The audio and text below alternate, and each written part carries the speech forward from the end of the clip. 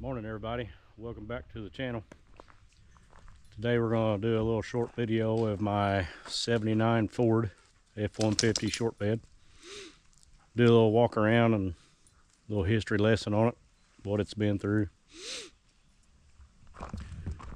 This truck is known as Old Blue. I've had this truck 2008, I think I built it. I built it out of probably 4 different trucks. The cab started out as a 2-wheel drive 77 baby blue. It was a wreck. I bought it, brought it home and started taking it apart and using parts out of it, and decided I wanted to build a short bed 4-wheel drive. I already had a long bed 4-wheel drive at the time, and I've always loved the short beds. Ended up getting a 78 short bed frame, and axles came out of a 79 long bed F150, and had a 4-inch lift on it when I first put it together, and I ran these 3811 boggers. Still had I put a 351 modified to C6 in it, 205 transfer. It was still 2-barrel single exhaust, and we had stock gears in it. And it was a turd, but it was just a good old cruising around truck, pulling out Chevys. I had a lot of friends that had Chevys. They like to get stuck or broke. And you always want more power. I end up 4-barrel carburetor and intake, swapping it. Still didn't make much horsepower, and a few years later I ended up putting a 351 Windsor in it with 4-speed in a 205. And then after that I built the flatbed you see here, because all the beds that I had were all rotted out and full of Bondo body filler, and I've always wanted a flatbed, and just started making designs in my head, and this is what came out of it. And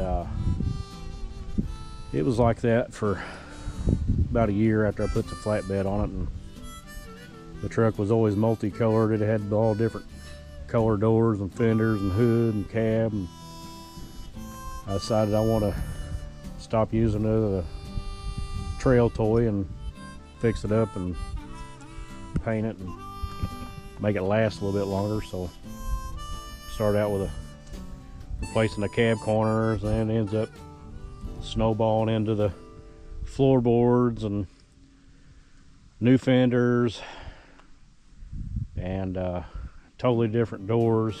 I had to put bottoms in them.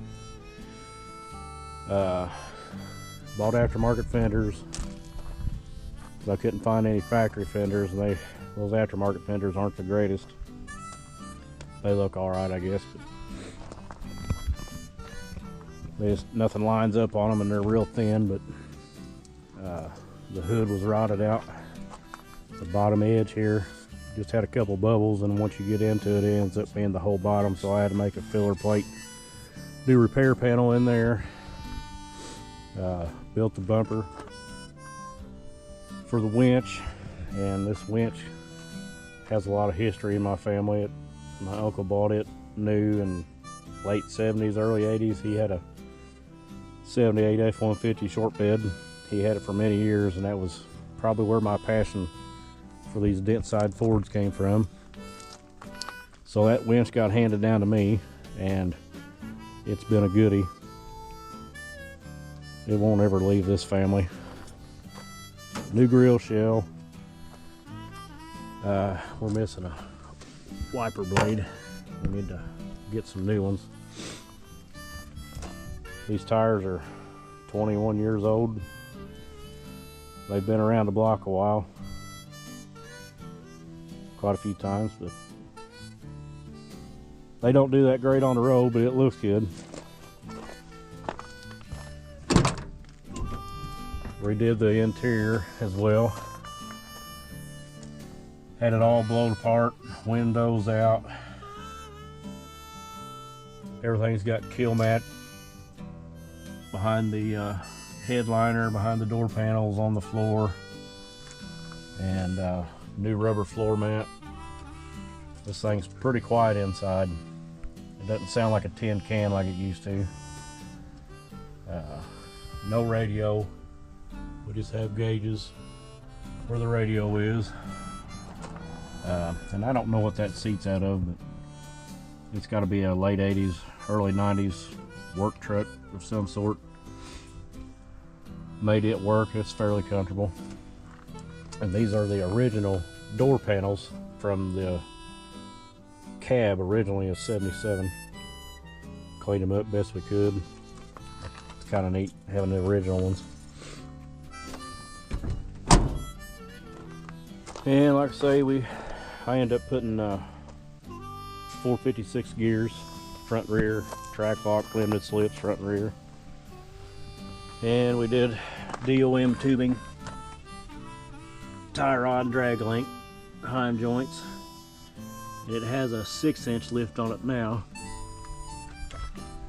Whenever I went and did all the body work and painted it, I got a wild hair and thought that it needed 3 more inches of lift and 39.5, so I put 3 more inches of lift on it and bought some 39.5 18 wide boggers, and it looks great. Drive? No, it drives terrible. So after about 5 years of not wanting to drive it because it was all over the road and I've tried everything I could think, I went back down to 6 inches and put the 38s back on it, and it's a lot more enjoyable to drive now. I just got back from going eating breakfast with my good friends, and we'll see if we can get in the hood here. Sorry I had to set you down there. Opening that hood's a 2-hand process. Say it's a 351 Windsor. It's kind of dirty from sitting around in the garage, kind of dusty, but it's just a RV cam, aluminum intake, stock heads, 4-barrel, some little headers on it, factory radiator and shroud and mechanical fan. Does pretty good on staying cool. And we painted underneath here too when we had it all apart.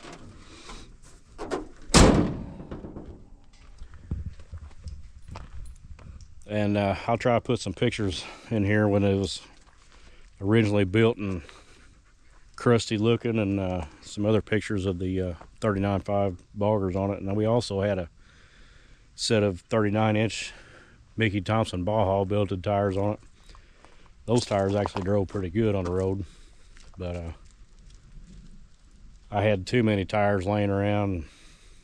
Like I say, I don't ever drive this truck. It sits under the sheets in the garage and trying to keep dust off of it, so we finally got it out and stretched its legs this morning.